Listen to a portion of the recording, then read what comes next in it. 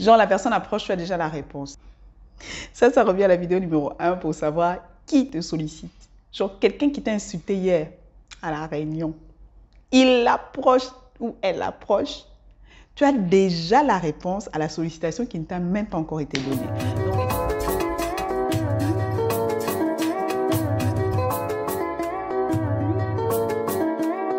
Bonjour, bonjour, bonjour, bienvenue à l'Isolo Namila. C'est ici l'endroit où nous travaillons pour devenir la meilleure version de nous-mêmes. Comment? Tout simplement en échangeant nos expériences, nos erreurs, nos réflexions ou des informations cruciales. Comme aujourd'hui, merci à toi qui viens de nous rejoindre, bienvenue dans la communauté. Nous t'aimons tellement, nous sommes une communauté ici, nous sommes un cercle d'amis et nous sommes un village et nous t'accueillons sans toi en sécurité.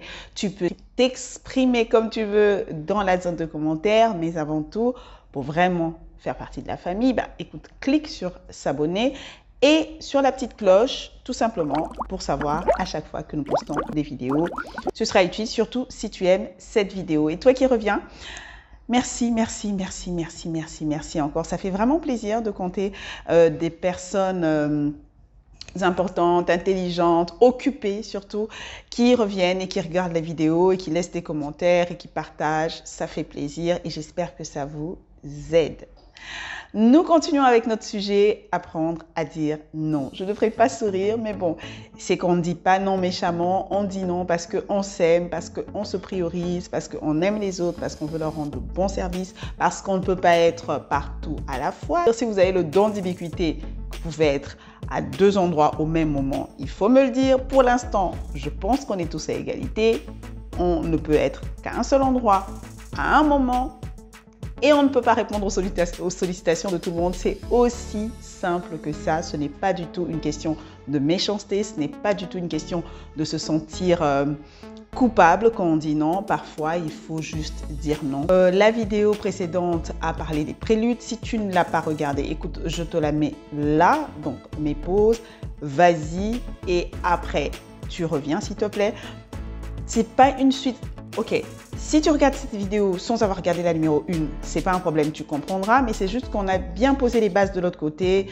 Je vais pas répéter ce qu'on a dit, mais on a vraiment bien posé les bases, donc ce serait vraiment bien pour toi de regarder celle-là, ou alors tu regardes juste celle-ci jusqu'à la fin, après tu reviens à 7 minutes et tu cliques et tu feras la vidéo. J'essaierai de la poster, de la piner aussi dans les commentaires, comme ça tu pourras aller la regarder, si je n'oublie pas.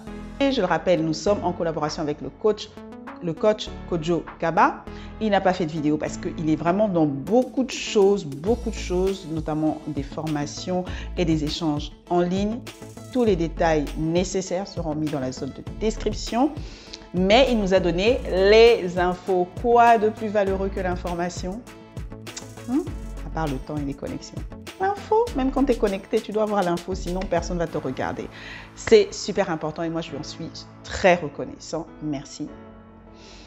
Et je mettrai donc toutes les informations qu'il a données dans la zone de description d'infos aussi. Si tu les télécharges, dis-nous que tu les as téléchargées, ça nous fera du bien, on saura que c'est utile à quelqu'un. Parce que là, évidemment, je vais faire ça en bref. Merci au coach Kaba, je mettrai mes commentaires quand même et je donnerai mes exemples, mais les infos, la base, c'est lui qui l'a donné et je suis bien contente parce que j'adore collaborer. Voilà. On passe donc au vif du sujet. Comment dire non sans heurter les autres? Comment dire non sans heurter les autres? Vous aurez la réponse ici. Alors, la première des choses, c'est de cultiver les principes qui sont la base des interactions positives. Je vous l'ai dit, le monde est fait d'interactions. Nous sommes des êtres tellement sociaux qu'on ne peut même pas y échapper, même pas à la naissance, même pas à la mort. Genre, tu es collé, cimenté avec des gens, que tu le veuilles ou non. Mais pour avoir de bonnes interactions, il faut poser tout cela sur de bonnes bases. Alors, quels sont ces bons principes? Rapidement, on va les énumérer et s'il le faut, on va donner quelques exemples. D'accord? On y va. D'abord, le libre arbitre. Vous êtes un être à part entière et entière à part. Vous avez le libre arbitre. Vous pouvez choisir pour vous. Vous pouvez choisir ce que vous faites, ce que vous mangez, où vous allez, qui vous aidez. Vous avez ce droit-là. Donc, c'est important de savoir que vous ne devez pas laisser à quelqu'un l'opportunité de décider pour vous et vous enlever, même vous-même, ce droit de choisir. C'est un droit ô combien important, donc vous l'avez exercez-le, s'il vous plaît, exercez ce droit. La deuxième des choses, c'est de toujours penser gagnant-gagnant. Des fois, on a l'impression qu'on veut, nous, être bénéficiaires de certaines choses. Et là, vous avez le genre de personne qui vient toujours solliciter les autres sans jamais aider les autres en retour. Mais à un moment donné dans la vie, il faut penser gagnant-gagnant. Il faut essayer de penser qu'est-ce que vous pouvez faire pour l'autre, qu'est-ce que l'autre peut faire pour vous. En fait, ce que je veux dire, ce n'est pas au moment où l'autre vient demander, non. Ça, c'est déjà quand vous avez vos interactions avec les gens tous les jours. Ce sont des bases que vous posez en fait. Ce sont des principes importants que vous observez, sur lesquels vous marchez ou grâce auxquels vous naviguez dans la vie au jour le jour. Ce n'est pas le moment venu, ah ok, je vais faire ça pour toi, qu'est-ce qu'elle va faire pour moi? Non, non, non, ce n'est pas comme ça que ça fonctionne. C'est au jour le jour. Il faut toujours être dans ce rendez-vous du donner et du recevoir et vice-versa, tu vois. Pas toujours dans le même sens. La troisième des choses, c'est travailler à comprendre l'autre, à comprendre ses besoins, à comprendre pourquoi il vient vers vous, pourquoi il vient vers vous en ce moment, parce qu'il y a des sollicitations. J'entends même telle l'impression que tu es perdu, il y a quelqu'un d'autre qui vient avec son problème. Tu es là genre, avant même de lui répondre, tu te dis, qu'est-ce que l'univers essaye de m'enseigner? Ou est-ce que c'est une farce? Genre, really? Genre, really? Mais la personne est en train de continuer d'expliquer son problème alors que toi-même, tu es noyé dans des problèmes. Mais il faut essayer de le comprendre, lui, avant d'être compris. Et comme je l'ai dit, comprendre avant d'être compris. Ça veut dire que toi aussi, il faudra, après, essayer d'être compris. Ce n'est pas à sens unique. Et la dernière des choses, c'est que c'est une synergie, comme on l'a dit. Nous faisons tous partie de cet univers que nous partageons. Dieu merci. Donc, essayons de vivre vraiment en synergie les uns les autres. Voici les 4 principes de base. Si tu veux les relire dans le document, dans la zone de description. Et si tu vis déjà au jour le jour dans tes interactions en suivant l'un de ces principes, n'oublie pas s'il te plaît de le mettre en zone de commentaires. Lâche un pouce s'il te plaît parce que vraiment ça aide YouTube à savoir que tu es arrivé jusque là, je sais pas moi, à la 5e, à la 6e minute, je sais pas. Je vais faire un montage, donc je sais pas. Et que tu aimes cette vidéo, donc il faut lâcher un pouce s'il te plaît. Si tu es toujours là, c'est super. Lâche un pouce et lâche même un comme ça en commentaire ou un smiley en commentaire et tu pourras commenter à proprement parler plus tard. Même si tu laisses 4 ou 5 commentaires, autant que c'est pas des trucs bizarres que tu mets, moi j'ai pas de problème, tu peux commenter autant que tu veux. En fait, cette zone, elle vous appartient. On revient. Savoir écouter et décoder. Qu'est-ce que l'autre veut vraiment? Qu'est-ce qu'il nous demande? Parce que des fois, franchement, on écoute ce qu'on veut entendre. Genre, la personne approche, tu as déjà la réponse. Ça revient à la vidéo numéro 1 pour savoir qui te sollicite. Genre, quelqu'un qui t'a insulté hier à la réunion. Il approche ou elle approche. Tu as déjà la réponse à la sollicitation qui ne t'a même pas encore été donnée. Donc, essayons plutôt d'écouter. Tu vois, la personne ne peut même pas te poser une question, tu attends sa réponse. Vous savez, chez nous, il y a un truc genre, toi, mais qui au fond là, mon genre, j'attends. Dès qu'il va ouvrir sa bouche, j'ai déjà une réponse pour lui. C'est pas comme ça qu'on réagit en fait. Essayons d'être ouverts, de nous remettre en question, de nous dire, ok, d'écouter, de savoir qu'est-ce que la personne veut, qu'est-ce qu'elle me demande de faire, pourquoi est-ce qu'elle me demande ça maintenant, est-ce que c'est vraiment important pour elle, genre, écoutons. Yes, on écoute. On ne pense pas pendant qu'on écoute, on ne présume pas pendant qu'on écoute, on écoute et on essaye de comprendre. Et dans le fait de décoder, il allait vraiment plus loin. Et ça, c'est pour ça qu'il faut vraiment travailler sa capacité d'analyse, sa manière de réfléchir. Il faut réfléchir très rapidement parce que franchement, ce monde appartient à ceux qui réfléchissent vite et bien, malheureusement. L'idée, c'est pas d'avoir des tonnes d'informations que vous récitez dans les réunions ou que vous récitez quand vous parlez avec vos amis. L'idée, c'est d'avoir un esprit qui sait analyser rapidement les situations. Ça va vous mener loin partout dans la vie. Donc, dans Décoder, il a dit que c'est important, le coach Kojo, avec qui nous sommes en collaboration, si tu as pris la vidéo au milieu, dans le fait de décoder la sollicitation de la personne, il dit qu'il est vraiment important aussi de voir, déjà par rapport à la personne, où est-ce qu'il veut aller, quelle est la finalité, pourquoi est-ce qu'il demande ça, à vous, voir, ok, si je vais la voir et que je lui fais cette course-là, par exemple, que je lui livre que je sais pas moi, que je lui retire quelque chose en ville parce que je suis en ville. Parce qu'elle, ça lui prendra toute une course d'aller et de revenir. Moi, je suis dans le parage. Ok, qu'est-ce que ça me fait moi? À quelle heure je dois revenir à la maison? Voilà, mon rendez-vous, c'est à quelle heure?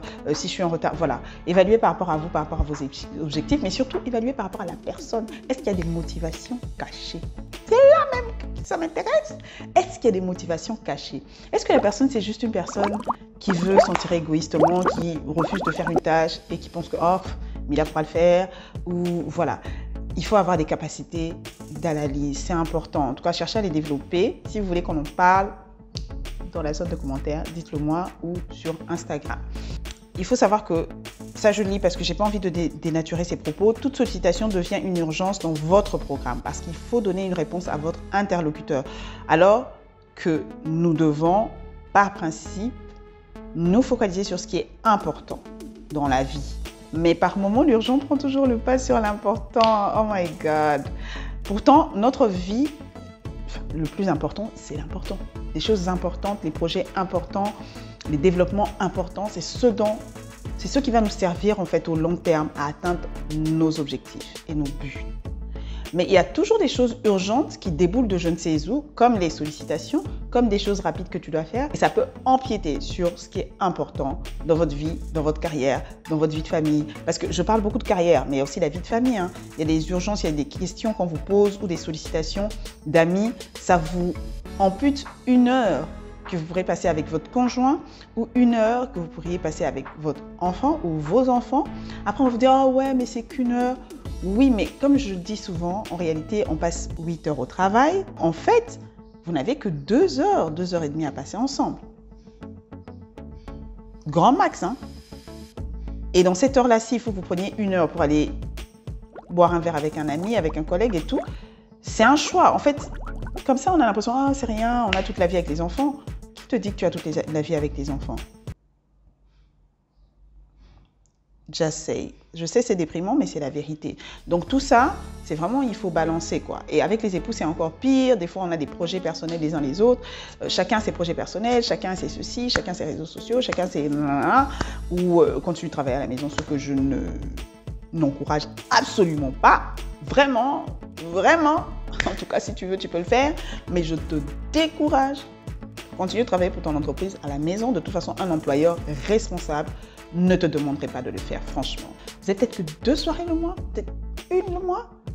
Et la soirée en question, peut-être il y a une sollicitation. Tu te dis, oh, avec mon époux, j'ai toute la vie. Mais au fur et à mesure, tu repousses. Comment faire des feedbacks constructifs? Alors, normalement, si les étapes précédentes dont on vient de parler, vous avez bien réfléchi, vous avez tout ça, ben, vous avez déjà des arguments à donner à celui qui vous sollicite pour un quelconque service. Vous avez des arguments. Parce que les arguments, vous vous rappelez, on avait dit que c'était très important dans le feedback.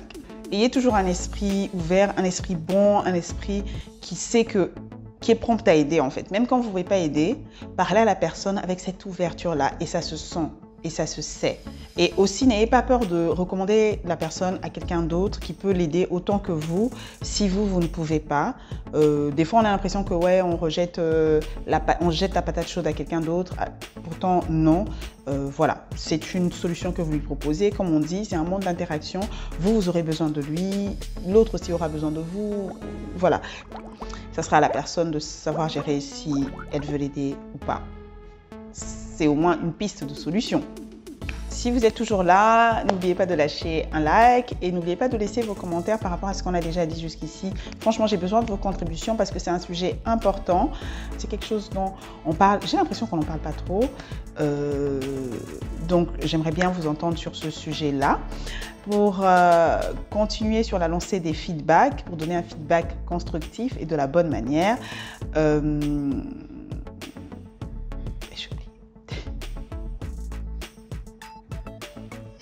Il avait parlé de... Tiens, la concision.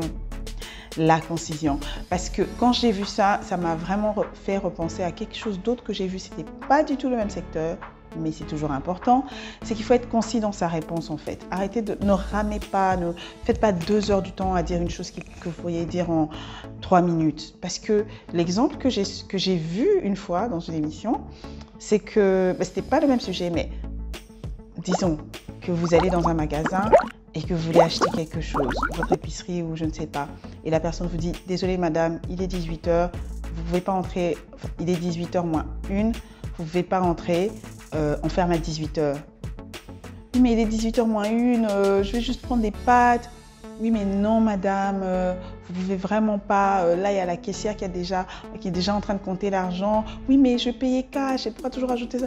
Oui, mais non, en plus, il faudrait que vous alliez. Et les gardes, eux, ils sont déjà en train de se changer. Il n'y aura personne. Oui, mais je ne vous ai pas volé. Mais voilà, vous voyez un peu comment vous vous sentez déjà, rien que quand je suis en train de dire ça. Vous êtes là en train de... Genre, mais s'ils ont fermé, pourquoi le gars est en train de lui parler? Why? Ça énerve, ça donne à la personne une lueur d'espoir et quand il ne l'a pas, il est encore plus frustré et exaspéré. Il va continuer à serrer. Et si vous n'êtes pas très fort, vous venez de commencer à vous affirmer, à apprendre à dire non, vous allez finir par flancher. Donc, évitez tout ça. Dites, voilà, il y a ça. Franchement, je ne pourrais pas. Est-ce que tu ne penses pas que tel pourrait plutôt t'aider à aller acheter ces pannes-là d'uniforme? Parce que, voilà, moi j'allais même continuer parce qu'il n'y a pas de parce que. Tu as déjà dit parce que avant, pourquoi avant? Et tu as proposé une solution. Ah oui, mais non, elle vraiment, elle n'a pas ton goût et tout. Je sais, j'aimerais vraiment. Mais là, j'avais promis aux enfants que j'allais déposer à la piscine, qu'on allait passer un moment ensemble. Si je ne l'avais pas fait, franchement, je serais avec toi. Mais là, je ne peux vraiment pas. Essayons quand même d'appeler tout ça. Comme ça, toi, tu pourras choisir, elle pourra t'accompagner et toi, tu pourras toujours choisir. Autre chose que tu peux faire, c'est prendre des photos quand tu viens, on choisit ensemble. Vous essayez de chercher une solution, mais sans... Soyez ferme. Voilà. Merci à toi de m'avoir regardé. N'oublie pas de lâcher un pouce, n'oublie pas de laisser ton commentaire.